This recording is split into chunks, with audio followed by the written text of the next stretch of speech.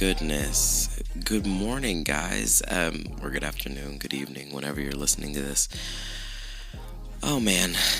Side note, it is like 9 in the morning. That's why I sound unnecessarily butch right now. Don't believe the hype. It's all an illusion and lots of allergies that are just making me sound this way. So my apologies for that. Guys, welcome to another episode of this show. I want to start by saying I can't believe that this show is even a thing. I'm still sitting here like, damn, did I really just start talking about my fucking problems and put that shit on the internet and people are listening? What? So I launched this podcast a few days ago and I'm actually shook because if you asked me like 4 months ago, like, hey, would you, maybe even longer, I don't even know, if you, or less, who knows, I don't know. If you asked me, Anthony, would you be willing to go on record and just talk about, the state of your mental health? I would have laughed in your face and been like, bitch, number one, kick rocks. Number two, get the fuck out of my face. So starting this is a big deal. And I didn't tell anyone about it, really. I didn't even tell my best friends that it was going to happen. I just started recording and posted it to the internet. And it's crazy because I've gotten messages from people who were subscribed to my old podcast, that this is the same RSS feed, so they just got the notification. And they're telling me like, yo, this podcast has helped me. And I'm like, fuck, what? Like, I'm just running my mouth, and I don't know. It feels good. It feels really fucking good. It's scary, but it feels more than being scary. It feels good. So yeah. Sorry, I'm so sorry about this morning voice, guys. It's disgusting. I'm aware. I should be asleep still because I'm not working today, but I'm up because I had a weird ass fucking dream that I like invaded someone's home. Like, so I went to like this mall that was outdoors in my dream, right? And I was trying to find my car in the parking lot. And I kept going down these hallways and I ended up in someone's apartment. And I was like looking around and I'm like, oh, hey. And it was this girl I knew. I'm like, oh, hey girl. And she's just like, why the fuck are you in my apartment? And I was like, and it got so awkward. And I woke up and I was like, I can't go back to sleep because I'm dying of like, dream embarrassment. So here we are. But yeah, guys, so on the first episode, I started to open up a little bit and I started talking about my struggle with mental health right now. Because if anyone knows me, like my focus in anything that I create or put on the internet is to entertain. Or piss off some racists, but typically to entertain. And I've always done that with my podcast, but now I'm trying to relate. I think relating is more important to me, and getting messages like the one I got the other day means more to me than getting, a bunch of people retweeting something that I make talking shit about, Kim Kardashian. So here we are. I want to kind of elaborate a little bit on what I was talking about because I've had some people with some follow-up questions about the first episode when I discussed, where I'm at right now with coronavirus and the world being literally on motherfucking fire because life is goddamn trash, where I'm at with my own mental health struggle. And I kind of want to discuss something I touched on, which was about my identity and about I created these expectations for what I thought people wanted me to be, and that's kind of how I was governing myself. I discussed having fucked up childhood, and listen, having fucked up elements to my childhood, and it wasn't all bad. Let's be real. It wasn't fucking, Annie here with fucking Miss Hannigan, drop kicking my ass down the hallway, but it also, there's a lot of trauma there that was undealt with. So I built this identity, this perfect identity for myself, and this is a person that I knew that I always wanted to be deep down, and a person I knew the attributes of this person were created based on positive responses I got from people when I did certain things or behaved a certain way. So this person was perfect on social media. He had the perfect Instagram. He had the perfect six-pack. He never posted anything where he didn't look great in the photo or that it wasn't, bitches weren't retouched. Let's not get crazy now. Let's not get crazy. But, I made sure the angle and the lighting was perfect, and that nothing about my social media narrative let anyone know that my life was anything less than perfect, or that I was anything less than perfect. And that was all part of the persona I created, and that shit was fucking exhausting. And even with this podcast, I've been struggling, and I'm just gonna be honest, I've been struggling over the last few years to find my footing when it comes to creating content for social media, and for digestion of other people, whether it be podcasts, videos.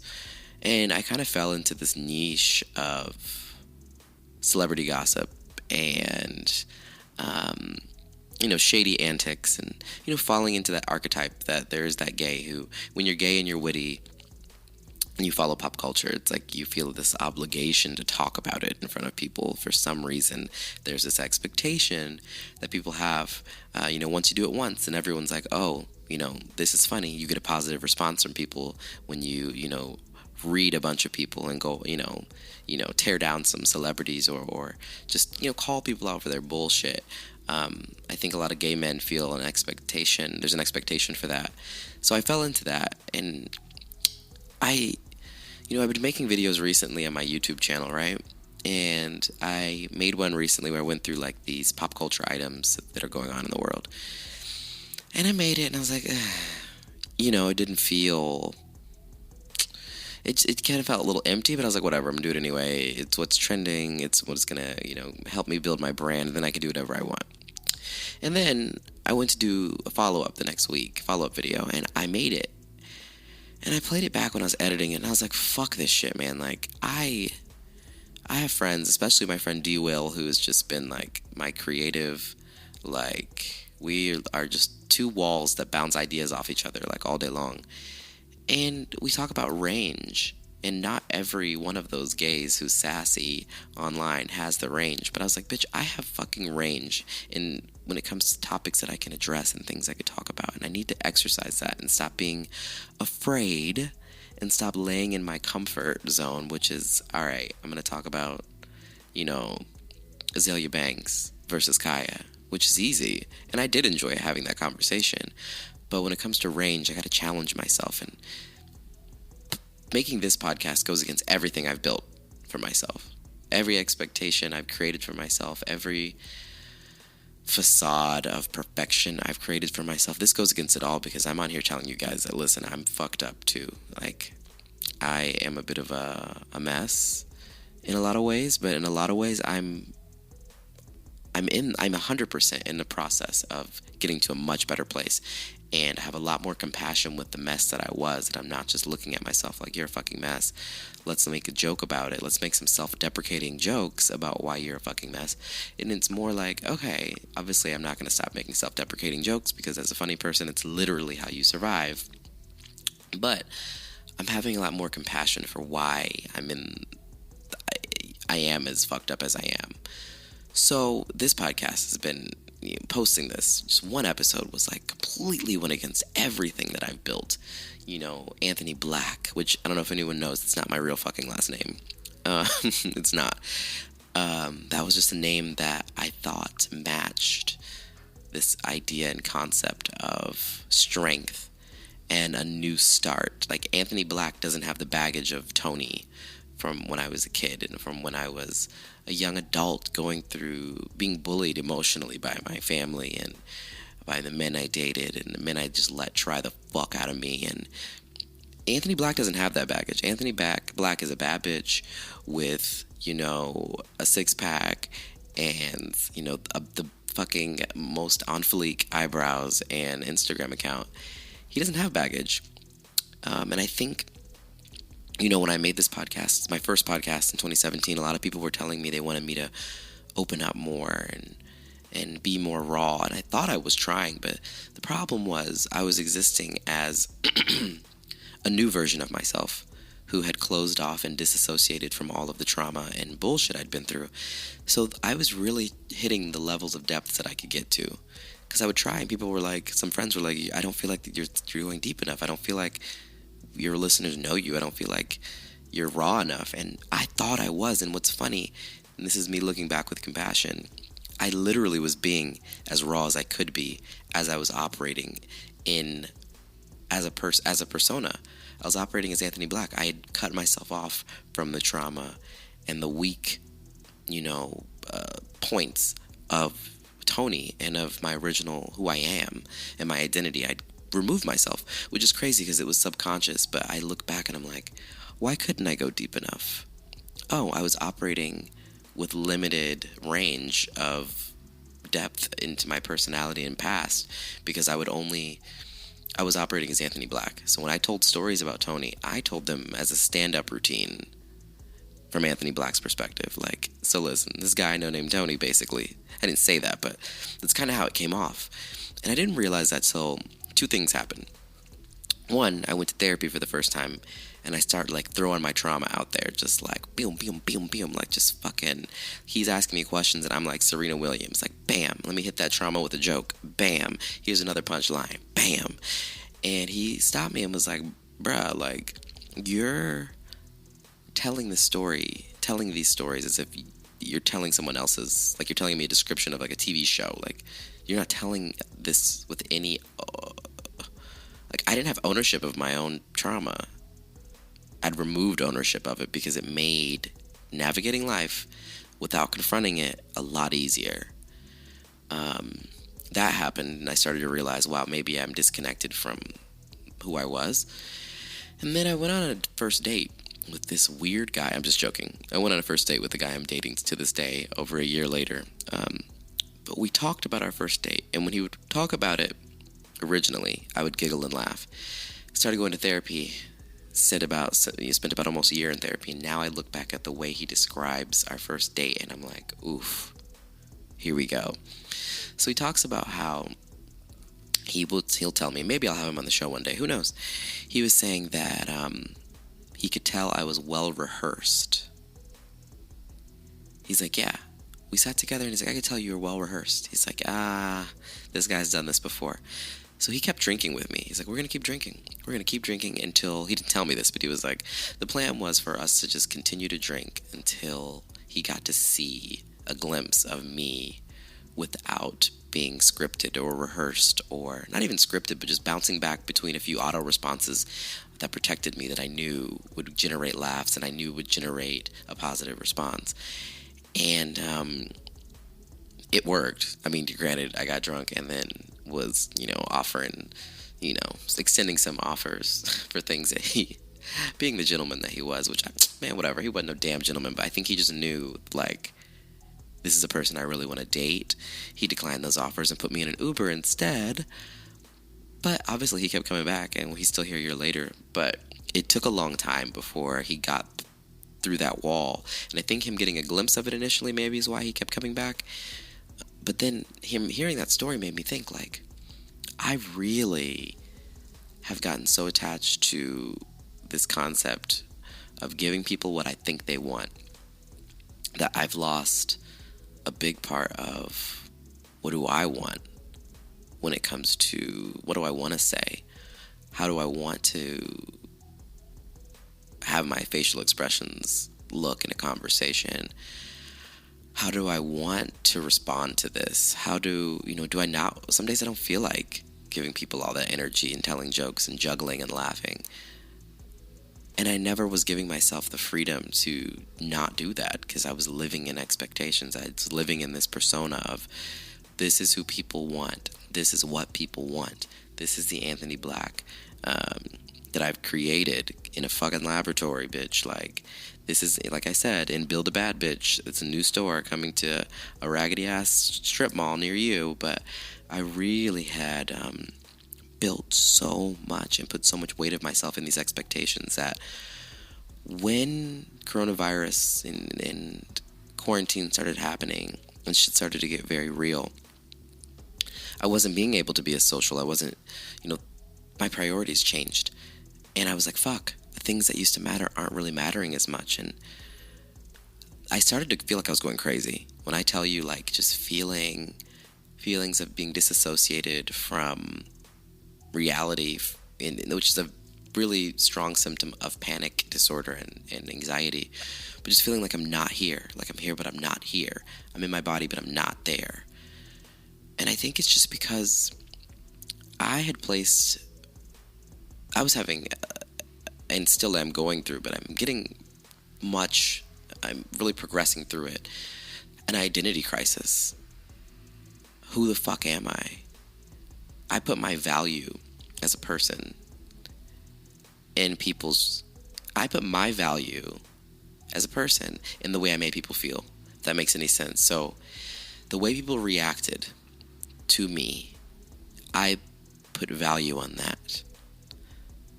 Instead of saying I'm valuable because I'm an amazing person, I said I'm valuable because people think I'm an amazing person.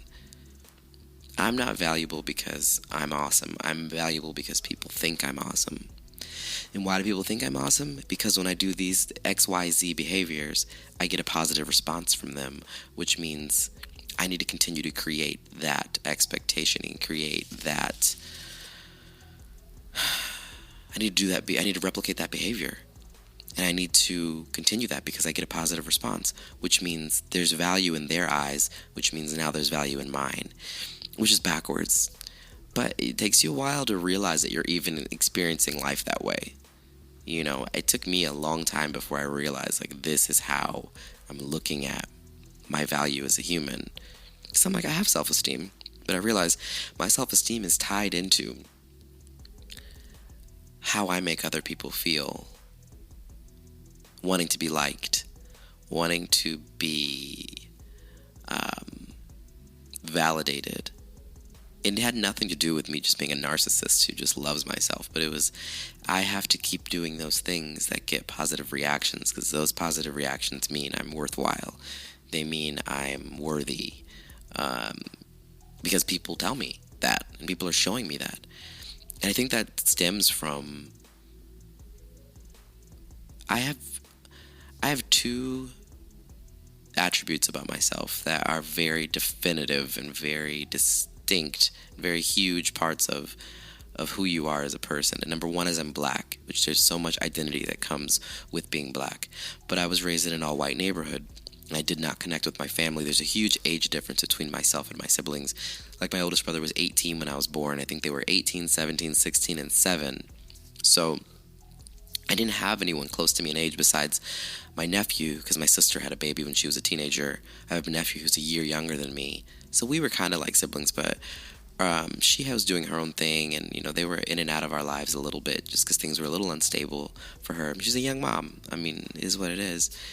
So I had mostly white friends. So there was a lot of identity struggle that I had with being black, because I do speak the way I speak, and I would go to these, you know, public school, and I lived near the school. My mom would drive me there, and we had, like, you know, a nice car at the time and a puppy in the back seat, and a lot of the black kids were being bused from the south side, and so there was a lot of resentment that they had. And I look back and I'm like, bruh, I don't blame you. If I had spent hours on a fucking school bus, over an hour sometimes, you know, with traffic in the morning at 7 a.m., being bused to a neighborhood full with people who look nothing like me, with teachers who look nothing like me, I'd be pissed too. So they took that out on me a lot, and I would say bullied, but I remember being on the jungle gym with Rashad and Nigel. Now I'll never forget. And they told me I wasn't black enough and told me to get off and not play with them. And then that was a definitive moment for me, which is crazy because I was like 6. But that was when I was like, well, fuck y'all too. I'm gonna go find my white friends because they like me, and, you know, I'm a token, so I get all the attention I need. And so I struggle with identity and being very ignorant. I spoke last week about how ignorant I was to gay issues and trans issues, and I was like low-key transphobic, but I was also self-hating black because I just did not know. You know, my parents are very old, but they were so enveloped and engrossed in religion that they took no time to have those discussions about black history with me. And it's crazy because my dad is ex-military. He's like in his 80s now. He's seen it all.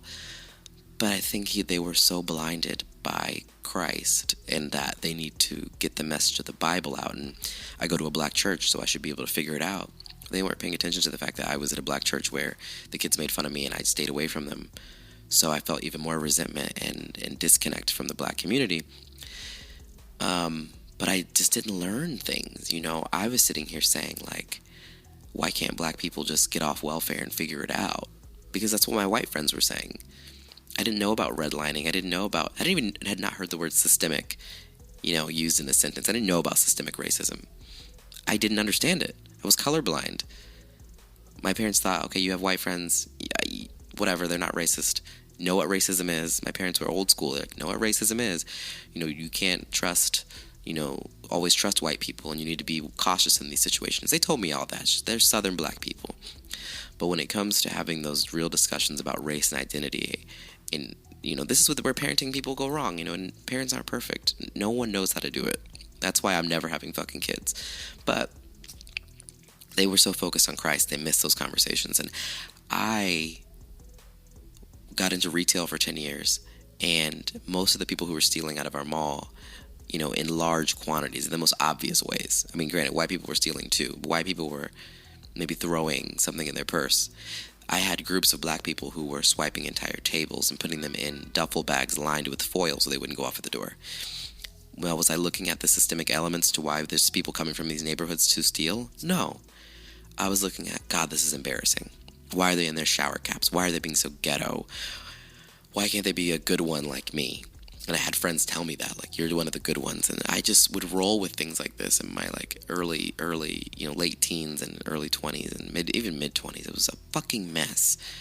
It wasn't until I started dating black men exclusively, which I never dated white men when I was young. I don't think I've never had a white boyfriend, actually. But I knew what I liked. I just didn't understand, a lot of cultural dynamics and nuances. But I had a lot of self-hatred for being black. And like last week I talked about my self-hatred for being gay. And I was in an environment full of homophobia where I was, literally, I remember, real quick trauma caveat for a second. This might explain things. I remember I had these boxer shorts about when I was 7, my very first pair of boxer shorts. And I was like, I'm a bad bitch, whatever. I would pull them up because they were so big above my, like, titties, above my chest. And I would wear it like a romper, like a girl. And I was like, walk around like a queen. I don't think I was, trans. I know I'm not a trans person, but I don't think that was the concept. I think just children, sexuality, and gender identity, all that is so fluid until you tell them it's not. So I was just dancing around in the living room, playing La Bouche, because, I used to get down with, what was it, oh my God.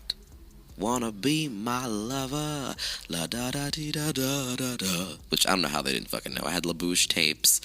But anyways, I'm jamming to La Bouche, dancing in my boxers up above my titties. And my mom saw. And I got spanked. And I think it was her way of, I think she was scared. People don't know. Like, she's not a bad person. But that doesn't mean that I'm going to absolve her that doesn't mean I'm going to not hold her accountable for the things that happened. And even if it's not to her face and yelling at her about it, I'm not going to sugarcoat my storytelling.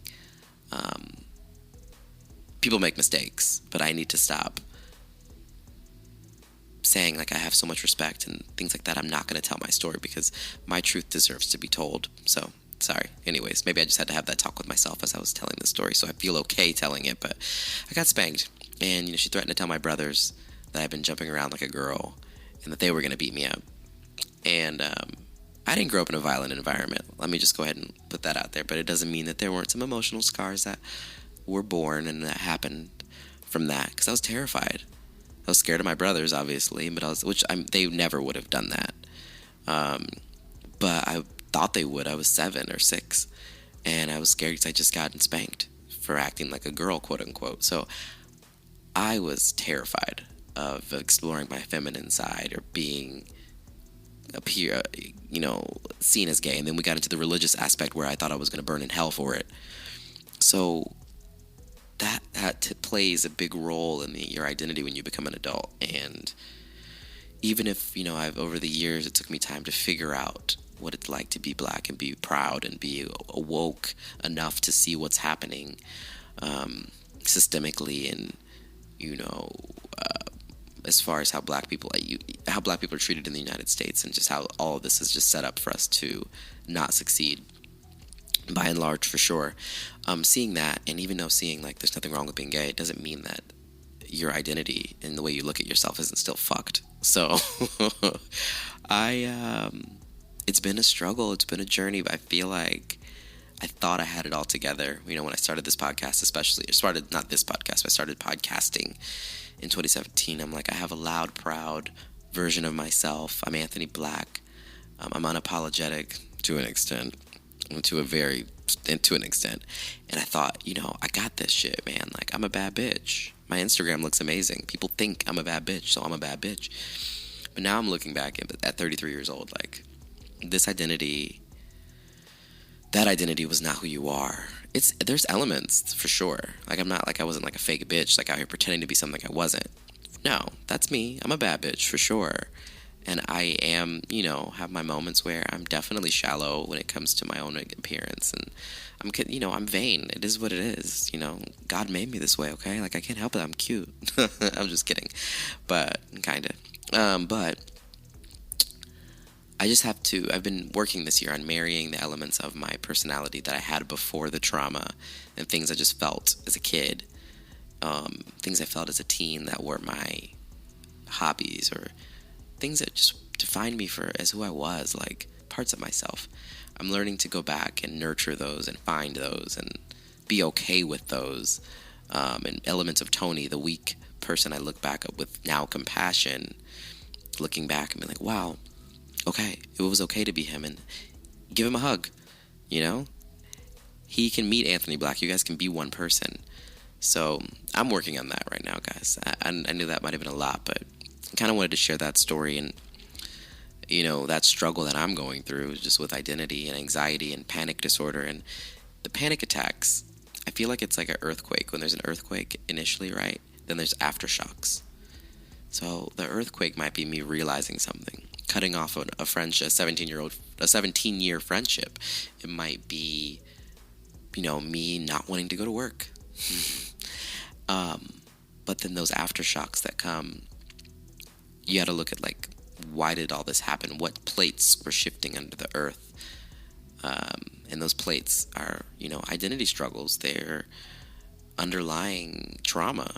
And that's the shit that causes the earthquake that you think is just caused by a stressful situation. And then you have these aftershocks that pop up. And I think what I've been really focused on is trying to dig into those aftershocks and find out what's the root. And therapy's helping. And I talk about therapy, but I just want to, sometimes we talk about therapy and a lot of people feel like it's not for them or they can't have access to it. And, you know, it's not for everyone. Some people journal. I don't have the attention span for that. Some people look up self-help, which I don't really have the attention. Can't say I don't have the attention span. I just haven't found joy in reading a lot of self-help. I do audiobooks sometimes, and I really have been trying, but I don't know. I just think the journey for mental health and developing better mental health is different for everyone. When it comes to therapy, I just want to have a very quick, you know, closing out this episode discussion about my journey with therapy. I got into it because I just started a new relationship with a guy who I felt like I really wanted to be with, who I'm still with. But I would not still be with him had I not started processing my bullshit. Because I had not identified or even talked about my shit with my parents or anything that was underlying these identity crises that I'm realizing I'm having and these identity issues. I hadn't dug into any of that. So this is just Anthony Black, the bad bitch with baggage, who is just covering everything, meeting this guy. And I started seeing myself projection onto him. And I started seeing myself, my insecurities pop the fuck up. It just like my insecurities were running the fuck up on me and beating my ass and beating his ass. And I'm like, if I'm going to lose this relationship, I need it to be because it just didn't work out or because this man fucked up. I don't need it to be because I wasn't managing my shit. So I got into therapy. Pro tip with picking a therapist. Sorry, there's going to be a little bit of a hum. My laptop has to charge, so my apologies for that, but whatever. Whenever I plug it in, if for some reason it fucks with my mic, whatever. Just dig through that, sorry.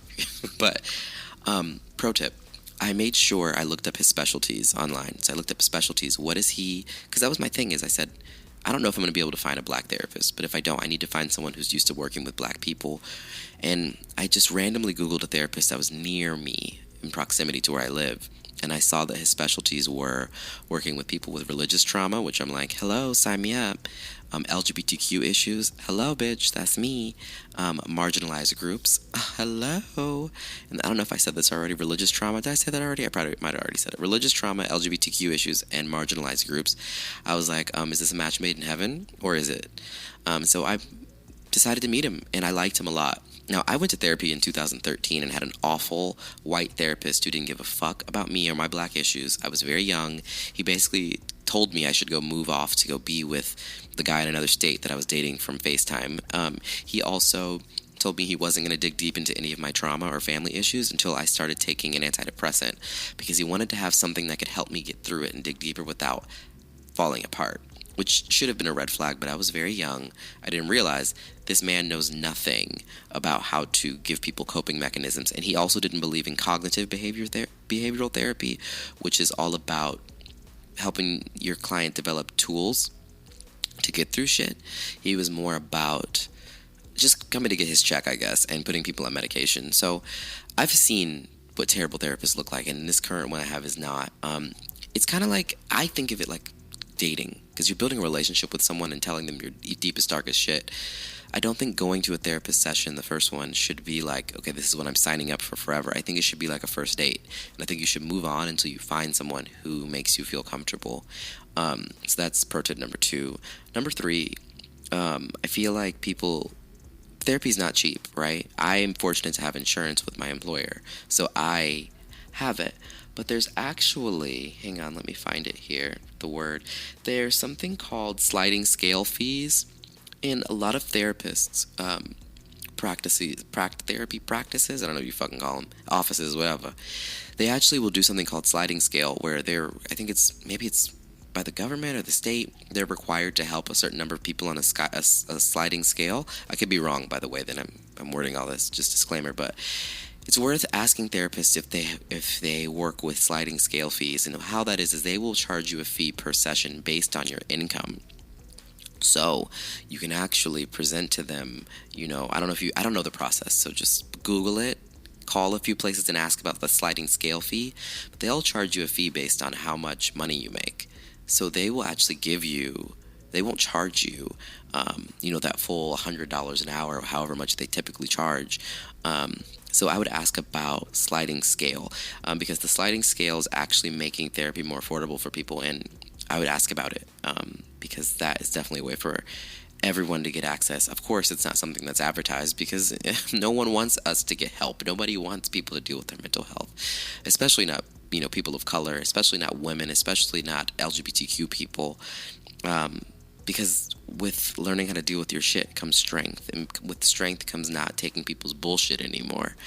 And of course, nobody wants that. So I just would definitely suggest that. And then I had a friend write me and ask me about therapists breaking up with therapists. When is it time? And I think it sucks, right? Because you've invested so much time, and it sucks having to retell your story to people. But if you're not getting what you need, if they're not making you feel good, if they're not making you feel comfortable, feel safe, feel heard, if they're not making you feel compassion for yourself, if they're not making you feel accountable or making you feel like you're holding other people accountable, if they're not making you feel like you are, like I had one friend who had a therapist. Hey girl, shout out. She knows who it is. And her therapist, in my opinion, was fucking trash. And the way the lady was talking to her, I was like, that's unprofessional. Like, she was getting too much like hanging out with a girlfriend, to where I'm like, where are these lines? The lines of professionalism, the lines of being, your healthcare provider, like they're getting blurred. And right now, she's treating you like one of her homegirls. And, she's speaking to you in ways that are too comfortable. And like, you're not growing from that. You're getting offended. You guys are getting lost in translation here, because this bitch is acting like you guys are homegirls. And I'm like, I don't. And my friend since changed therapists, and I think she's doing much better. I needed to check in with her. Girl, holla at me. You know who you is. But I do think we need to. It sucks, right? But that's the same thing with relationships, right? Dating. You invest time and energy and trust in people, and then you break it off, and it sucks going on. But you can't. I can't say you can't, but I would like to think that most people would not like to never try to love again. So I think therapy needs to be the same way, because when you find a good one, It is going to change your life if therapy works for you. Therapy doesn't work for everybody, but that's why I think journaling, meditation, and yoga, and also reading self-help books, I think will help. Brene Brown is someone whose books are fucking amazing. So if you're looking for some pretty good self-help books, Brene Brown is great. One thing that I've done, and I'm not doing it currently, but it goes in waves, is when I want to feel motivated in the morning or just want to get a little like kick me up, start me up, kick me up, however, I don't know how to fucking say this shit, it's too early. I would listen to TED Talks on YouTube on my way to work. And I would pick a subject or topic that is something that could help me. And some of them are long, some of them are short. But I think that's just a way to inspire. If you're not ready for therapy, but you just want to kind of explore, different topics and different things, I think TED Talks help. Hopefully, maybe this podcast can help one day. I don't know. Who knows? And there's other podcasts about self-help, which that can help you if you're not a reader. So I implore you to check those out too. But, that's just kind of my opinion on therapy, my experience with therapy. I mean, I remember going to therapy as a kid a couple times, but it was family group therapy because my brother, who's 7 years older than me, rest in peace, was out of control. And growing up with him was kind of like growing up with a special needs sibling in the way of he required a lot more of our family's attention. And, we all ended up in these programs where I'm like, why am I in this program? This therapy that we were going to, this family therapy, wasn't helpful. And I'm like, I'm not out of control. I just need someone to talk to me about, the fact that I feel like low-key gay inside, But I just never had good experiences with it. And then the religious factor, that type of counseling is, I'm not going to say whatever. For me, it was trash, but maybe if you can find the right type of spiritual counseling that I think is also reality fucking based, I think it'll be okay. But yeah, every different strokes for different folks. I'm going to wrap this episode up. I hope you guys are enjoying it. Let me know. I need to get the handles for social media so that we can actually communicate with one another. Let me see if I can't create an Instagram account while I'm doing this closeout. But sorry, I have to shout out a few people who actually told me that they were listening to the show before I actually publicized it, which I haven't yet.